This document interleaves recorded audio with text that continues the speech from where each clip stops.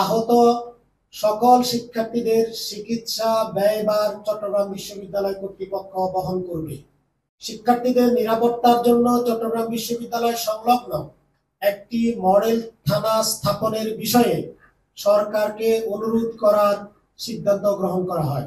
আজকের মধ্যে উক্ত ঘটনায় জড়িতদের বিরুদ্ধে মামলা করার সিদ্ধান্ত গ্রহণ করা হয়। বন্ধুগণ, আপনাদের সবাইকে সালাম এবং শুভেচ্ছা জানাচ্ছি। প্রথমত আমরা অত্যন্ত মর্মাহত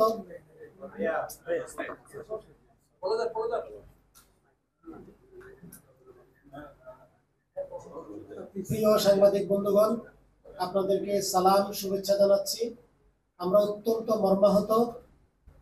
গতকাল এবং তার আগের দিন আমাদের চট্টগ্রাম বিশ্ববিদ্যালয়ে সংলগ্ন যে একটি মর্মান্তিক ঘটনা ঘটে যায়, সেখানে আমাদের অনেক শিক্ষার্থী আহত হয়েছে।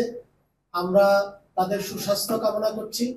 আমরা আজকে এই পুরো পরিস্থিতি নিয়ে একটা পর্যালোচনা কমিটি আমাদের মিটিং হয়। আমাদের মাননীয় উপাচার্য, উপ উপাচার্য, আমাদের সম্মানিত সিন্ডিকেট সদস্যবৃন্দ, ডিন এবং অন্যান্য আমাদের সম্মানিত সদস্যরা উপস্থিত ছিলেন। সেখানে আমাদের যে সিদ্ধান্তগুলো আমরা নিয়েছি সেগুলো আপনাদেরকে এখন অবহিত করছি।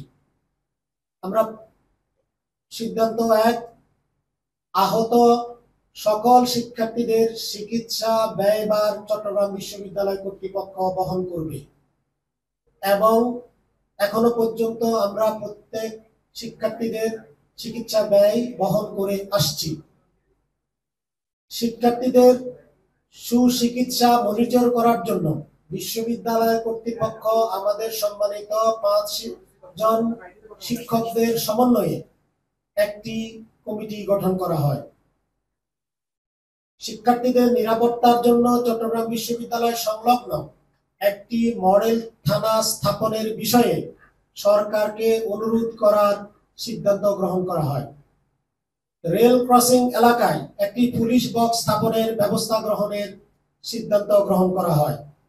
আজকের মধ্যে উক্ত ঘটনায় জড়িতদের বিরুদ্ধে মামলা করার সিদ্ধান্ত গ্রহণ করা হয়।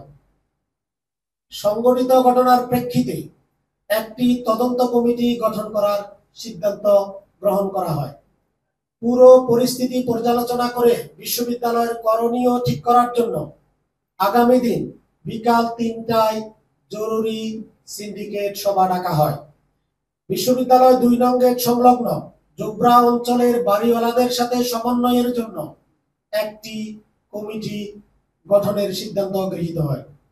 পরিস্থিতি স্বাভাবিক না হওয়া পর্যন্ত বিশ্ববিদ্যালয় শিক্ষার্থীদের নিরাপত্তার স্বার্থে নিরাপত্তা বাহিনীর সদস্যদের সমন্বয়ে গঠিত স্ট্রাইকিং ফোর্স প্রত্যাহার না করার অনুরোধ করা হয়।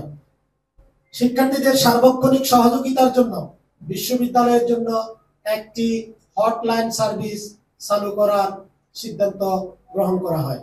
আপনাদের সবাইকে ধন্যবাদ। পরবর্তী পরিস্থিতি সম্পর্কে আগামী সিন্ডিকেটের, কালকের সিন্ডিকেটের পরে আপনাদেরকে আবার ব্রিফ করা হবে। অনেক ধন্যবাদ।